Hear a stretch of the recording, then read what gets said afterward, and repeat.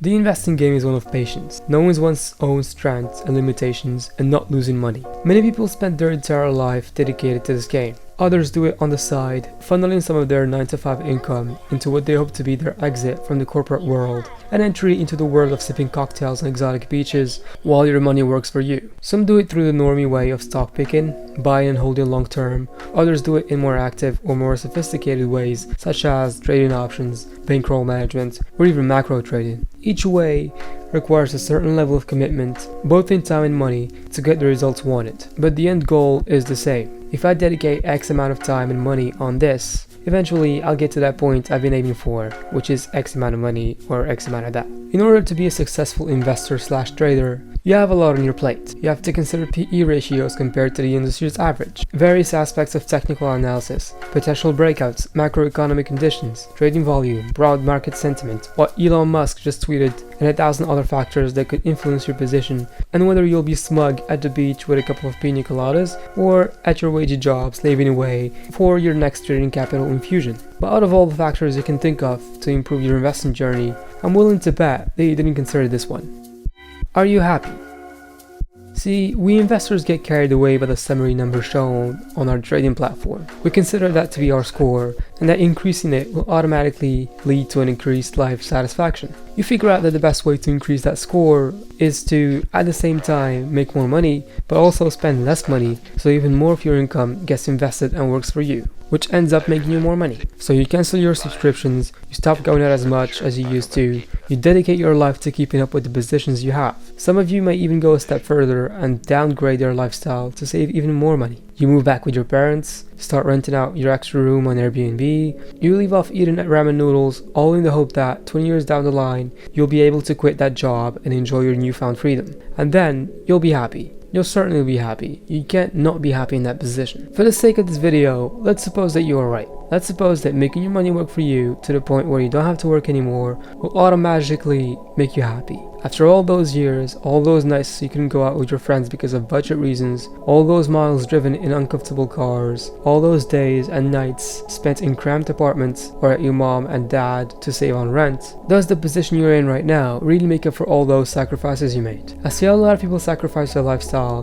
cut off what people on YouTube love to call frivolous expenses. Things like your Netflix subscription, spending money on your hobbies, spending money on a dishwasher or a Roomba, and more comfortable cars, or other things that just make your life less painful on a daily basis. They live in an ad-filled entertainment world, their electronics experience is frustrating on a daily basis, their daily commute hurts their back, etc. When I ask those people, why won't you make your life easier and upgrade, their immediate response is, look how much money I'm saving. Well, let's consider these two examples. Person number one chose the singy Scrooge McDuck lifestyle of lots of cash flow and no creature comforts. Person number two chose to be responsible and save some of his money, but still allow himself ad-free entertainment. He still goes out on weekends and pays for things that make his life easier. In both scenarios, we'll say that you plan to live or will relocate to an area where 80k a year is comfortable and will enable you to live your job-free lifestyle. So in theory, if we consider the stock market return average to be about 7%, and you want to be conservative and only withdraw about 4% per year, then you need about $2 million in your portfolio. Let's say both person 1 and person 2 make around 65k a year. Now since Scrooge McDuck over here is stingy, he manages to put around $2,200 in the stock market monthly.